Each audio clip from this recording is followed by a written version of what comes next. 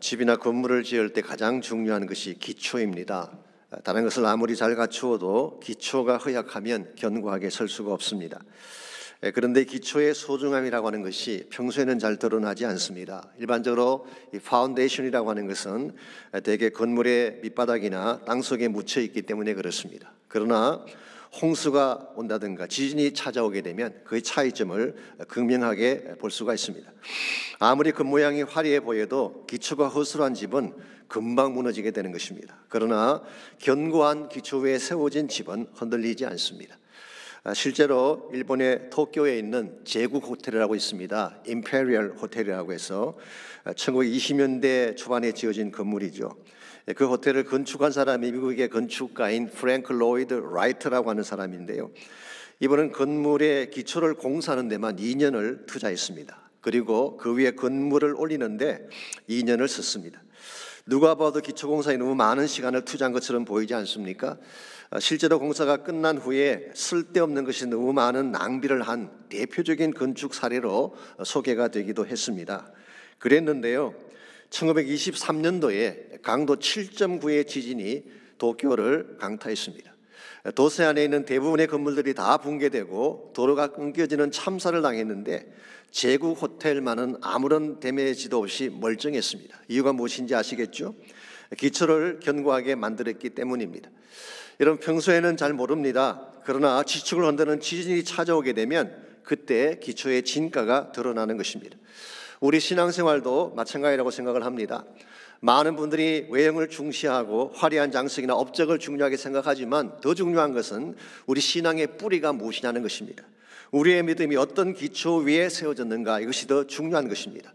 이것이 확실해야지 우리 인생 가운데 시련이 찾아오든지 유혹이 찾아와도 무너지지 않게 되는 것입니다. 이런 측면에서 우리의 신앙생활을 바른 믿음 위에 세우는 것은 대단히 중요한 과제가 아닐 수가 없습니다.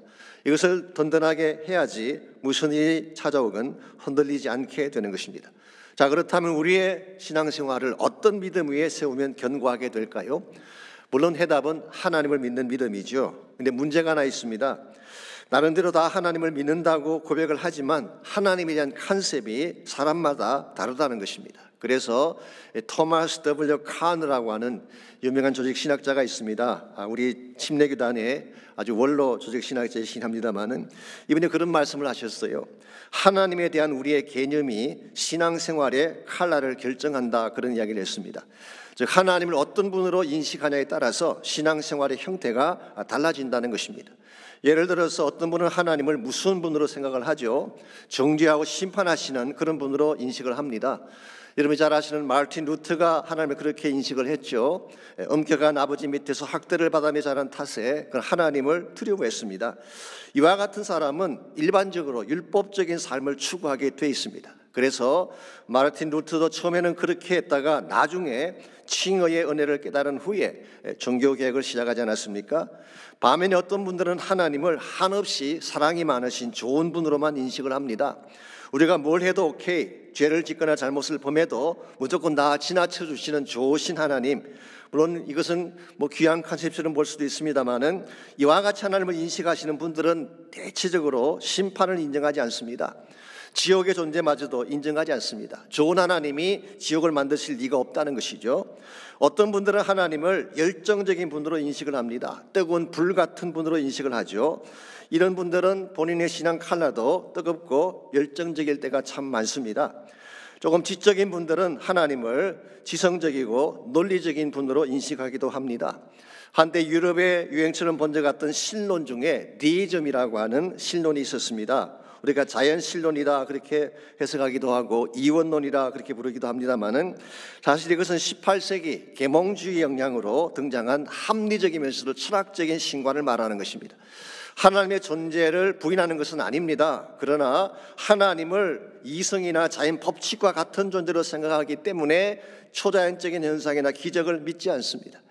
한국교회 성도들 경우는 어떤 기능을 가지고 있을까요? 물론 다는 아니지만 많은 분들 중에는 하나님을 복 주시는 분으로 생각하는 분들이 계시죠. 그래서 복만 빌려고 교회 나오는 분들이 있습니다.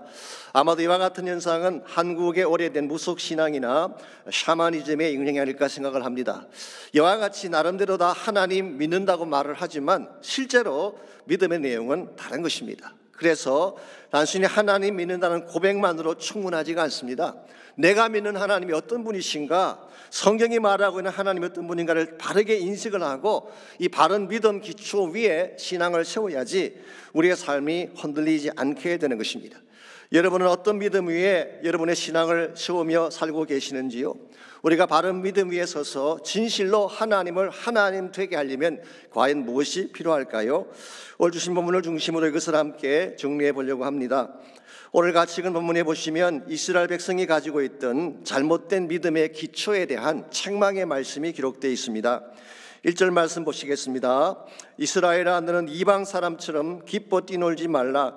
내가 음행하여 내 하나님을 떠나고 각 타작마당에서 음행의 값을 좋아했다고 했습니다.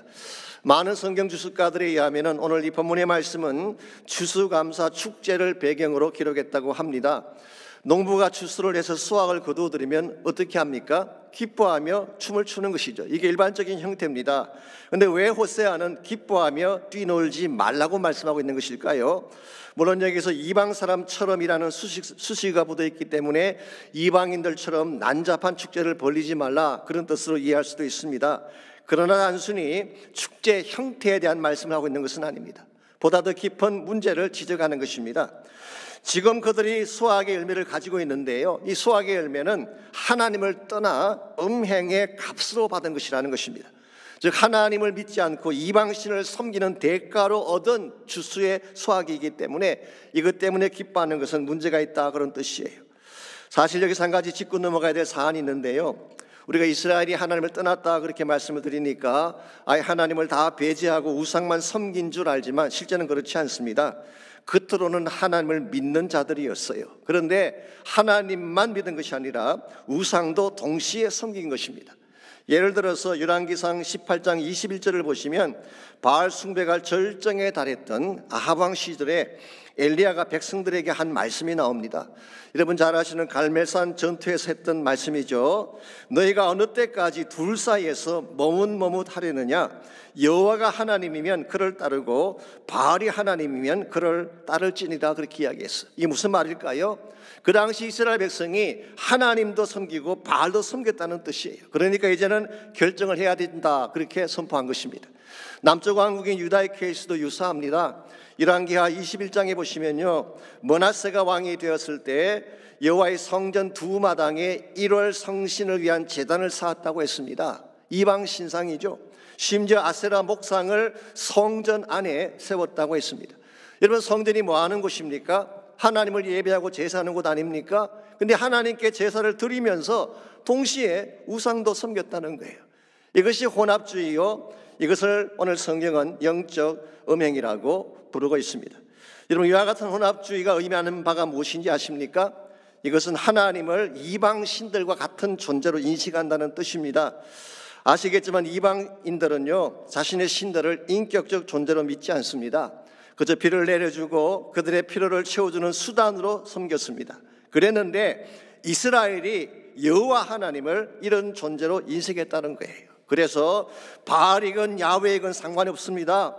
비를 내려주고 우리 축복을 보장해 주기만 한다면 누구든 섬기겠다고 하는 것이 그 당시 이스라엘 백성이 가지고 있던 잘못된 신앙관이었습니다.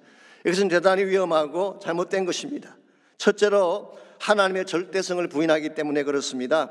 하나님은 천지 만물 중 유일무이하신 오직 한 분이신 하나님이시죠. 그분 외에는 신이 없습니다. 그런데 어떻게 하나님도 섬기고 우상도 섬기는 것이 가능하겠습니까? 둘째는 하나님을 도구화했기 때문에 위험한 것입니다. 하나님은 인격적이고 관계적인 하나님이십니다. 그런데 하나님을 내 필요의 수단으로 삼았다는 것은 굉장히 잘못된 인식이죠. 세 번째로 그 결과 그들은 하나님을 신앙의 파운데이션으로 삼은 것이 아니라 자신의 욕구나 필요를 삶의 기초로 삼은 것입니다. 이것이 그들이 범했던 치명적인 미스테이크라고 할 수가 있습니다. 이와 같이 그들이 하나님을 무시하고 하나님을 그들의 도구로 삼은 결과가 무엇일까요? 2절 말씀 보시면은 이렇게 기록이 되어 있습니다. 타작마당이나 술틀이 그들을 기르지 못할 것이며 새 포도주가 떨어질 것이라고 했어요.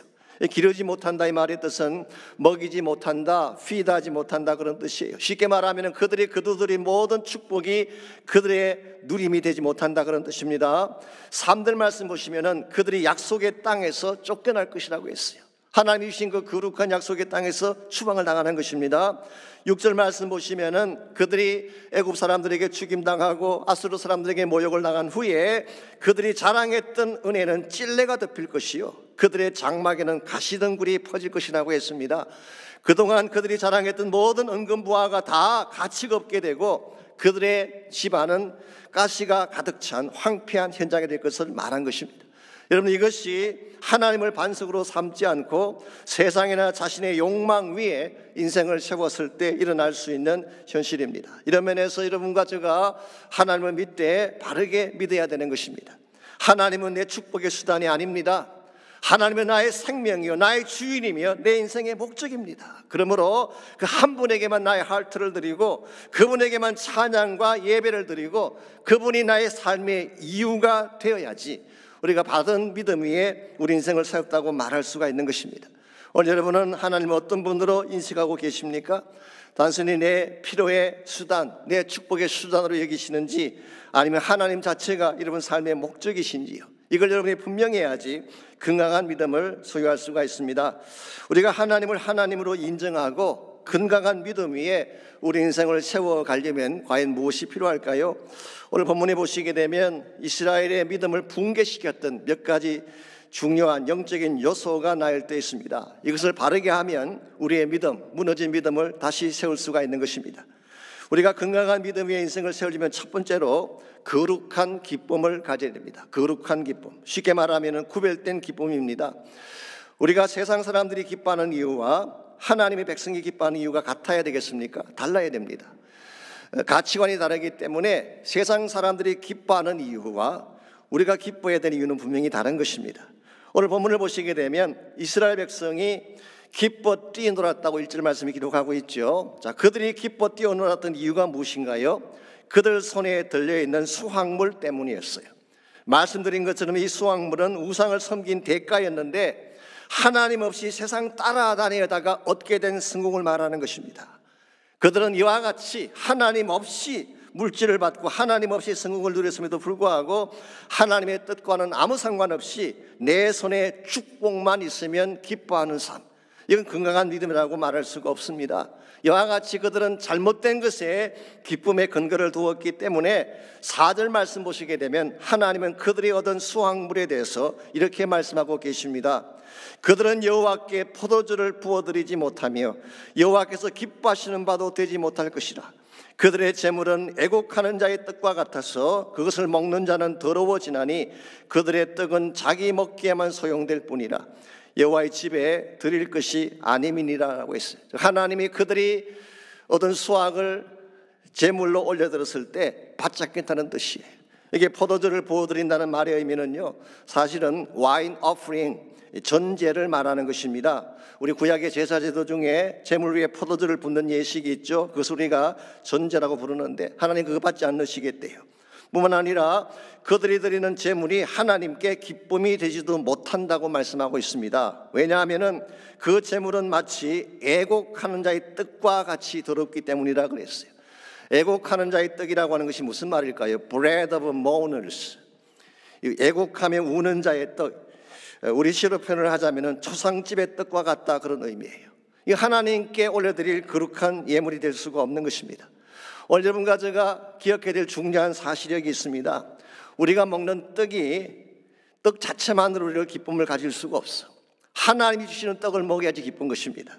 성공도 같은 성공이지만 하나님이 주실 때 그 성공이 진짜 성공이 되는 것입니다. 그런데 오늘 많은 사람들이 떡만 먹으면 된다, 이 한 가지 사실을 가지고 양심도 버리고 진실도 버리고 수단 방법 가리지 않고 살아가는 경우를 보는데 이것은 대단히 잘못된 액션이 아닐 수가 없습니다. 하나님 백성은 달라야 되는 것입니다.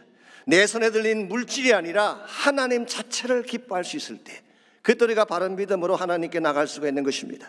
하나님 자체를 기뻐하는 사람은요, 손에 들려있는 물질이나 자기가 누릴 축복에 연연하지 않습니다. 왜냐하면 하나님 자체가 이미 나의 모든 것이 되었기 때문에 하나님만으로 만족하는 거예요. 그래서 하박국 3장 17절과 18절을 보시면 이와 같은 노래가 기록되어 있습니다. 비록 무화과 나무가 무성하지 못하며 포도나무에 열매가 없으며 감람나무에 소출이 없으며 밭에 먹을 것이 없으며 우리의 양이 없으며 외양간에 소가 없을지라도 나는 여호와로 말미암아 즐거워하며 나의 구원의 하나님으로 말미암아 기뻐하리로라 그랬어요. 할렐루야. 저는 이것이 진짜 믿음이라고 생각을 합니다. 오늘 보면 1절에 나오는 이스라엘 백성들이 기뻐했던 모습과 비교해 보십시오. 그들은 바알을 섬긴 대가로 얻은 무화과 나무와 포도나무 열매를 보며 기뻐 뛰어놀았는데 하박국은 뭐라고 말씀하고 있습니까? 무화과 나무 열매가 없을지라도 포도나무 열매가 없을지라도 없고 또 없을지라도 무엇을 인해 기뻐한다고 했나요? 여호와로 말미암아 즐거워하며 구원의 하나님 때문에 기뻐한다고 했습니다. 저는 이것이 진짜 믿음이라고 생각을 합니다. 여러분과 제가 이 믿음 위에 서서 하나님을 기뻐하게 되면요, 무슨 일을 당해도 흔들리지 않을 수가 있습니다. 하나님 자체가 기쁨의 이유가 된 사람은 조건이나 환경에 상관없이 기뻐하며 사는 거예요. 미국의 대표적인 목회자 중에 팀 켈러라는 분이 계시죠. 뉴욕 맨하탄에 있는 리디머 교회를 담임하셨던 분이기도 합니다. 제 생각에 아마 한국 크리스천들에게 가장 알려져 있는 베스트셀러 작가가 아닌가 생각을 합니다만은, 아시는 분은 아시겠지만 이분이 지난 7월 달에 췌장암 선고를 받았습니다. 그가 처음 암 선고를 진단받았을 때 의사가 이렇게 단도직입적으로 말을 했대요. 사실상 치료제가 없습니다. 1년 후까지 살아남을 확률이 20%밖에 안 된다고 이야기했어요. 우리가 이런 선고를 받으면 어떤 반응을 보일까요? 두려움, 충격, 슬픔, 분노, 그런 거 아니겠어요? 팀 켈러 목사님도 처음에는 마찬가지였다고 합니다. 특별히 혼자 남게 될 아내를 생각하면서 두려워하며 많이 울었다고 고백을 했습니다. 그랬는데요, 6개월 정도가 지난 주간에 제가 그분이 인터뷰한 기사를 보았더니 이분이 이런 말씀을 적고 있습니다. 나는 암 진단 이전으로 돌아가기를 원치 않습니다. 왜냐하면 나는 전과는 전혀 다른 방식으로 하나님을 누리고 있기 때문입니다. 특히 기도의 기쁨이 그 어느 때보다도 깊고 크다는 고백을 했어요. 자신에게 주어진 질병이라고 하는 상황에 상관없이 나에게 주어진 것이 좋은 것이든 나쁜 것이든 상관하지 아니하고 하나님 한 분 때문에 기뻐하겠다는 것입니다. 이게 사실 진정한 의미에서의 영성이죠. 이와 같이 하나님을 기뻐하는 사람은 어떠한 환경도 그를 무너뜨릴 수가 없고 어떠한 질병도 그를 낙심시킬 수가 없습니다. 왜냐하면 여호와를 기뻐하는 것이 우리의 힘이 되기 때문에. 느헤미야 8장 10절에 그 말씀이 나오지 않습니까? The joy of the Lord is our strength. 하나님을 기뻐하는 것이 우리의 힘이라고 했어요.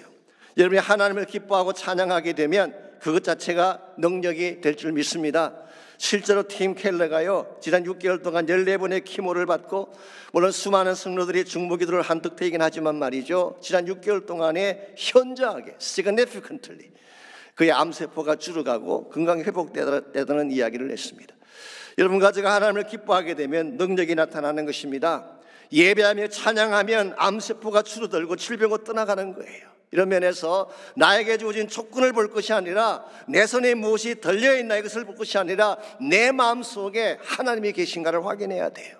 그분이 나의 기쁨이 되고 그분이 나의 전부가 된다면 무슨 문제가 생겨도 이겨낼 수가 있게 되고 승리하게 되는 것입니다. 이와 같이 우리가 참으로 견고한 믿음 위에 서서 바르게 하나님을 기쁘시게 하려면 하나님 자체를 기뻐하는 신앙이 필요합니다. 두 번째로 건강한 믿음 위에 인생을 세우려면 말씀의 수용이 필요합니다. 말씀을 받아들여야지 우리 믿음이 견고하게 서게 되는 것입니다. 이스라엘의 믿음을 붕괴시킨 첫 번째 요인이 잘못된 기쁨이었다고 이야기한다면, 두 번째 요인은 하나님 말씀을 우습게 여기고 무시한 것입니다. 7절 말씀 보시면 이렇게 기록이 되어 있습니다. 형벌의 날이 이르렀고 보응의 날이 온 것을 이스라엘이 알지라. 선지자가 어리석었고 신에 감동하는 자가 미쳤나니 이는 내 죄악이 많고 내 원한이 큼이니라 그랬어요. 여기에 선지자는 어리석고 신에 감동된 자가 미쳤다는 표현이 나오는데, 물론 이 말씀을 그 당시 선지자들이 실제로 어리석고 미쳤다 그렇게 해석하는 분도 계세요. 다른 말로 말하면은 거짓 선지자들을 지칭하는 것으로 본 것입니다. 그런데 대다수의 영어 성경은 그렇게 보고 있지 않습니다. NIV도 그렇고 NLT도 그렇습니다. 이런 뜻으로 그들은 번역을 해놓았어요. 너의 죄악이 많고 하나님에 대한 적대감이 너무 컸기 때문에, 이게 원한이라고 한 것은 하나님에 대한 적대감, 하스틸리티를 말하는 것입니다. 너의 죄악이 많고 하나님에 대한 적대감이 너무 컸기 때문에 너희가 말하기를, You say the prophets are crazy. 너희들이 말하기를 선지자는 어리석고 성령 감동받은 사람들은 미쳤다라고 번역을 했어요. 우리말 성경의 공동 번역도 그렇게 번역을 했고, 표준 세번역도 그렇게 번역을 했고, 현대인의 성경도 사실 그렇게 번역을 했습니다. 저는 개인적으로 이 해석이 맞다고 생각합니다. 그래야 문맥이 맞기 때문에 그렇습니다. 하나님이 선지자들을 통해서 수없이 하나님 말씀을 선포하셨어요. 그 중에 한 분이 호세아입니다. 그런데 이 하나님의 말씀, 선지자의 말씀을 그들은 어리석게 보고 미쳤다고 본 것입니다. 그래서 참고로 17절을 잠깐 보시게 되면 그들이 듣지 아니하므로 내 하나님이 그들을 버리셨다고 기록하고 있습니다. 이것은 대단히 잘못된 선택입니다. 하나님이 말씀하실 때는 받으라고 말씀하시는 거예요. 그 말씀을 받아야 살 수 있기 때문에 말씀하는 것인데, 이 말씀을 리젝트하고 무시하게 되면 여러분은 갈 길을 잃어버리게 되는 것입니다. 이것이 이스라엘 백성의 믿음을 무너뜨린 또 하나의 중요한 요인이 되었습니다. 이런 측면에서 여러분과 제가 하나님 말씀을 바로 듣고 말씀을 따라 사는 것은 굉장히 중요한 것입니다. 어떤 분들은 내가 노력하고 열심히 살면 잘 사는 것이지 말씀이 무슨 필요하냐 그렇게 말할지 모르지만요, 아닙니다. 아무리 노력해도 말씀의 길을 따르지 아니하면 결국은 패망하게 돼 있습니다.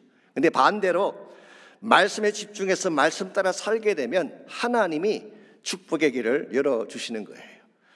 제가 작년에 가을학기 제자훈련을 시작할 때 첫 번째 모임에서 나누었던 이야기입니다마는, 제가 최경주 선수에 대한 이야기를 잠깐 나누었죠. 이분이 신앙이 참 좋은 분입니다. 근데 사실은 그 부인이 진짜 믿음이 좋은 분이에요. 제가 알기로 최경주 선수가 그동안 PGA에서 8번 우승을 했는데요, 그가 첫 번째 우승할 때 이런 일화가 있습니다. 이제 경기를 마치는 마지막 날을 둔 전날 밤입니다. 파이널을 앞둔 전날 밤인데, 그 부인 되시는 분이 성경 구절 한 개를 써주면서 내일 시합에 나갈 때 이 말씀 외우고 나가라고 했어요. 그래서 최경주 선수가 밤새 그 말씀을 외우고 아침에 집을 나섰는데, 첫 번째 티샷을 하고 나서 그만 잊어버린 것입니다. 그 다음부터 생각이 안 났어요. 그래서 시합 내내 이 공을 칠 생각보다는 외웠던 말씀을 기억해 내려고 애를 쓰면서 코스를 돌았대요. 그 말씀이 뭐였더라, 이 말씀을 기억해 내려고 거기에 집중한 것입니다. 여러분, 우승하는 선수들이요, 우승에 집착하면 절대 우승 못합니다. 오히려 우승에 집착하지 않고 말씀에 집중을 했더니요, 그 우승해야 되겠다는 중압감을 벗어나게 되고, 그러다 보니까 볼을 아주 부드럽게 칠 수 있게 되고 실수도 하지 않게 되고 스코어가 더 좋게 나왔어요. 그러다가 15번 홀을 치고 돌아서는 순간 그 말씀이 생각났대요. 그래서 그 이후부터 스윙이 더욱 견고하게 되어져서 마지막 홀에서는 그 성경 구절을 암송하면서 우승컵을 안았다고 하는 일화가 있습니다. 여러분, 말씀에 집중하면 손해볼 것 같지만 그렇지 않습니다. 말씀에 집중하면 하나님께 집중할 수 있게 돼요. 하나님께 집중하면 그때 하나님이 축복과 성공의 길을 열어주시는 것입니다. 이런 의미에서 매주마다 선포되는 하나님 말씀, 아침마다 큐티를 하면서 들었던 하나님의 말씀, 이번 제자훈련 과정을 통해서 받게 된 그 말씀을 함부로 다루지 마십시오. 존중하시기를 바랍니다. 마치 소중한 손님처럼 마음에 모시고 그 말씀을 품고 살아가시기를 바랍니다. 그렇게 할 때에 무슨 일을 당해도 흔들리지 않게 되고 바른 길을 향해 살아갈 수가 있게 되는 것입니다. 이와 같이 여러분과 제가 건강한 믿음 위에 우리 인생을 세우려면 1차적으로는 하나님 자체를 기뻐할 수 있어야 돼요. 내 모든 기쁨의 이유가 하나님이 될 때 기복신앙을 넘어서게 되고 건강한 신앙으로 나아갈 수가 있는 것입니다. 두 번째는 하나님 말씀을 존중하고 그 말씀을 따라야 됩니다. 그때 그 말씀이 나를 살게 하고 바른 길로 나아가게 도와주는 것입니다. 마지막 세 번째로 건강한 믿음 위에 우리 인생을 세우려면 사랑의 회복이 필요합니다. 더 정확하게 말하면 하나님과의 첫사랑의 회복, 이것이 일어나야지 참된 견고한 인생으로 돌아갈 수 있다는 것입니다. 성경 말씀에 의하면 하나님이 이스라엘을 참 사랑하셨어요. 그랬는데 그들은 하나님의 사랑을 저버리고 딴 길로 갔습니다. 이게 이스라엘 백성의 믿음을 무너뜨리는 세 번째 요인이 된 것입니다. 10절 말씀 보겠습니다. 하나님께서 애초에 이스라엘 백성에게 가졌던 생각이 어떤 생각이었는지가 10절에 나와 있습니다. 옛적에 내가 이스라엘을 만나기를 광야에서 포도를 만남같이 하였으며 너희 조상들을 보기를 무화과 나무에서 처음 맺힌 첫 열매를 봄같이 하였거늘 그들이 바알보올에 가서 부끄러운 우상에게 몸을 드림으로 저희가 사랑하는 우상같이 가증하여 졌도다 그랬어요. 여기에 옛적이라는 표현이 나오는데 이게 얼마나 오래전을 말하는 것일까요? 오늘 본문에 너희 조상이라는 단어가 나오는 것을 보면 maybe 히브리 민족의 조상인 아브라함이나 이삭이나 야곱을 의미할 수도 있습니다. 그러나 전체 문맥상 그렇게 보기보다는 이스라엘이 출애굽한 이후에 네이션이 되었을 때, 하나의 국가가 되었을 때에 그때를 지칭하는 것이라 보는 것이 더 자연스러운 해석입니다. 하나님이 이스라엘을 처음 만났을 때, 그들을 처음 하나님 백성으로 선택했을 때에 하나님은 그들을 어떤 존재로 보았다는 것입니까? 마치 광야에서 포도를 만난 것 같았다. 이 grapes in the desert, 이 광야라고 얘기했지만 사실 사막입니다. 이 척박하고 마른 사막 가운데 싱싱한 포도를 만난다는 것, 이게 어떤 기쁨일까요? 신선함과 순결함의 기쁨 아니겠습니까? 이 생명의 기쁨을 말하는 것입니다. 뿐만 아니라 무화과 나무의 첫 열매를 보는 것과 같았다. 일반적으로 유대인의 컨셉에서 첫 열매라는 단어는 최상급을 이야기하는 것입니다. 가장 좋은 열매. 하나님은 이스라엘을 그렇게 보았어요. 가장 아름답고 가장 정결하고 가장 존귀한 존재로 그들을 인정하고 그들을 보았는데 이스라엘은 어떻게 했다는 것입니까? 바알보올에 가서 부끄러운 우상에게 몸을 드렸다고 했습니다. 이 바알보올이라고 하는 것은 문자적으로는 부올에서 섬기는 바알이란 뜻이에요.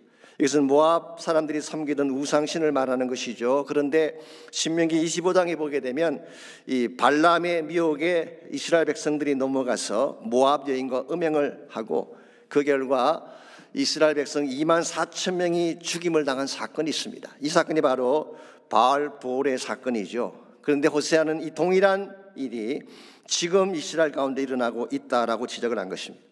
저는 여기에 하나님의 아픔이 있다고 생각을 합니다. 사랑했는데 그들이 이것을 저버린 거예요.